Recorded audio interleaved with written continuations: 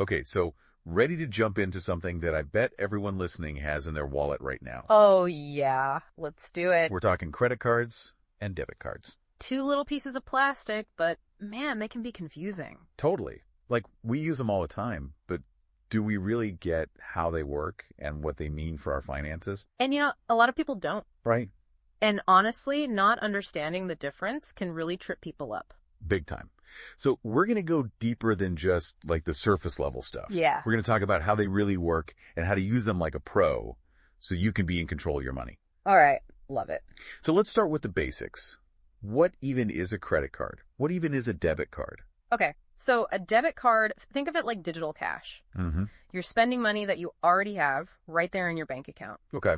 Every time you swipe it, the money just comes right out. Simple. Got it. Now, credit card, on the other hand, is borrowed money. Huh? It's like you're taking out a tiny loan every time you buy something. Oh, okay. And you have to pay that loan back. Got it. That's where things can get a little tricky. Yeah. And that's where credit score comes in, right? Exactly. Like, how do credit cards impact that whole mysterious thing?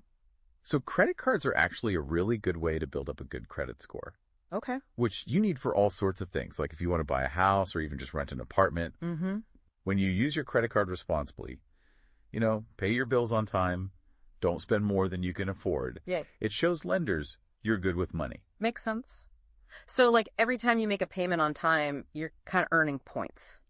Pretty much. Okay, but credit cards can be super tempting too. Oh, yeah. Like all those rewards programs, Mm. cash back, travel miles, points you can use to buy stuff. It's like they're designed to make you spend more. Right. I mean, credit card companies are businesses. Yeah. They want you to spend money. And they make even more money when you don't pay your bill in full each month and start racking up interest charges. Oof, yeah. Nobody wants that. Right. And, there are different types of interest rates, like APRs, those introductory rates that seem really good at first. Mm-hmm, mm-hmm. You gotta know how they all work. So, like, it's important to be strategic with credit cards. Absolutely. Speaking of strategy reward programs, Yeah. are they all the same or what? Definitely not. I mean, some cards are geared towards travel. You get miles every time you use them. Okay. Some give you cash back on every purchase. Mm-hmm. Others have like points you can use for all kinds of things, gift cards or even merchandise. So it's all about figuring out which one works best for you and your lifestyle. Exactly. Like, what are your spending habits? Right. What are you actually buying? If you're a big traveler, obviously travel rewards make sense. But if you're more of a homebody, cash back might be a better deal. Makes sense. What about those times when you need to make a really big purchase, something that's like more than your usual budget? Can credit cards be helpful for that? They can. Yeah. Like, if you need to spread out payments. Right. But, and this is a big but, you have to be really careful. You don't want to get in over your head. Okay. Some cards have these things called balance transfers. So, like, you can move debt from a card with a high interest rate to one with a lower rate. Ah, that sounds kind of useful. It can be. Yeah. But usually there are fees involved. Right. And that lower interest rate often doesn't last forever. Mm-hmm. Read all that fine print, know what you're getting into. So again, it's all about being informed, knowing your options, understanding all the little details. Totally. What about debit cards? Any secrets or tricks to using them effectively? Debit cards are pretty straightforward. Okay. You spend what you have, which is great for budgeting. Yep. Helps you avoid debt. But no fancy rewards or anything like that, right? Usually not.